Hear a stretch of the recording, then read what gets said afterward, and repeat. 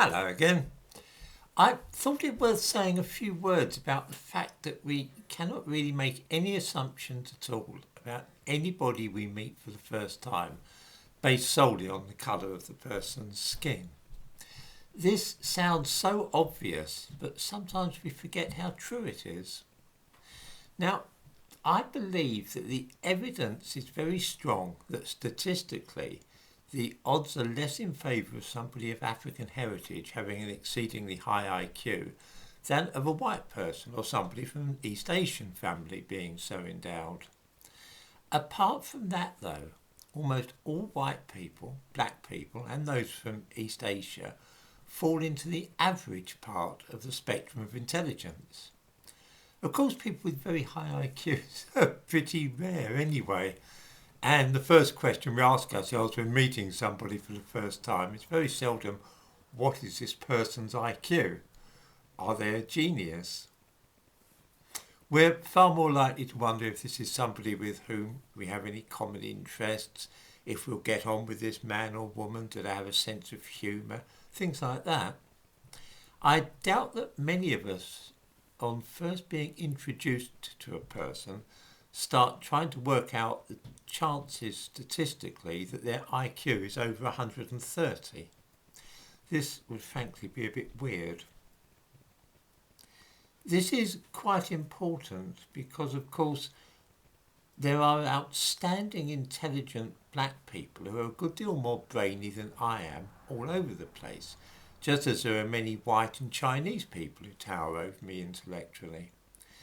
Even if, and I do believe this to be the case, there are more of these white or East Asian people than there are Africans or Caribbeans, I can't possibly know when I meet somebody what their IQ or character will be like.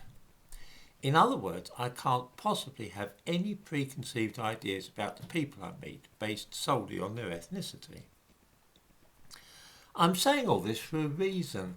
It might sometimes appear that I am racially prejudiced, in the sense that I actively dislike or mistrust people whose skins are darker than my own. This is not at all the case, and if I spend a lot of time talking about difficulties which I have with the modern view of racism, then this is because a lot of it strikes me as being such a mischievous doctrine and one which causes endless trouble. I'm not at all in favour of uncontrolled and large-scale immigration either, but that's not because I hate people from hot countries. It's just that the effect of flooding the country with foreigners has been almost wholly negative, because most of those who arrive are poorly educated and didn't make much of a success of their lives in their own countries. Thinking about black people for a moment, I've more than once pointed out the ridiculous way in which it is pretended that there have been many black scientists and so on. This doesn't mean that I think that no black people have made great contributions to fields like literature, art or business.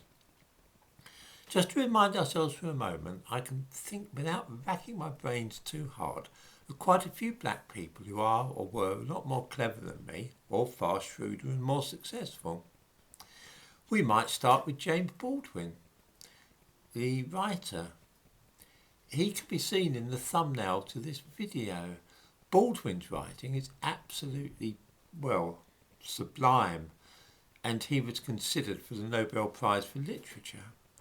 He was certainly one of the greatest American writers of the 20th century, and a tremendous intellectual into the bargain. He was objectively a good writer, that is to say, he was up there with Faulkner and Hemingway, regardless of the colour of his skin. He wasn't simply famous for being a black writer. And in fact, in some of his books, the protagonists are white, which is very odd. People object these days to white people, portraying or representing themselves as white characters, black characters in books. Baldwin did this with a white character very successfully. Great writer. On the business front, we might remember that the first woman in America who became a millionaire under her own steam was also black.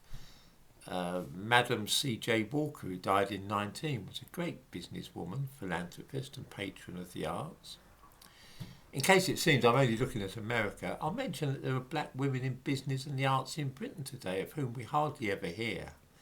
I'm thinking of Sharon White, who's the chair of John Lewis, an economist, graduate of Cambridge. She's already been the chief executive of Ofcom and also a permanent secretary at the Treasury.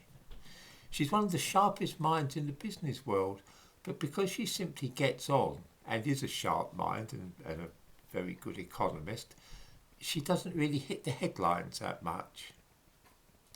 Looking at the world of music, we see Errol Lynn Wallen, who is probably the most famous living British composer. She's just completed a sequel to Purcell's Dido and Aeneas. I have an idea that few viewers are likely to have heard of her.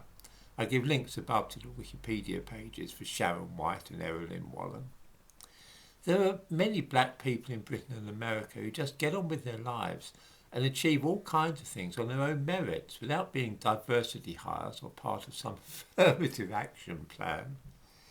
We do need to remember that when we're talking about murderers and drug dealers, the rioters and the Black Lives Matter activists, that these are definitely not all black people.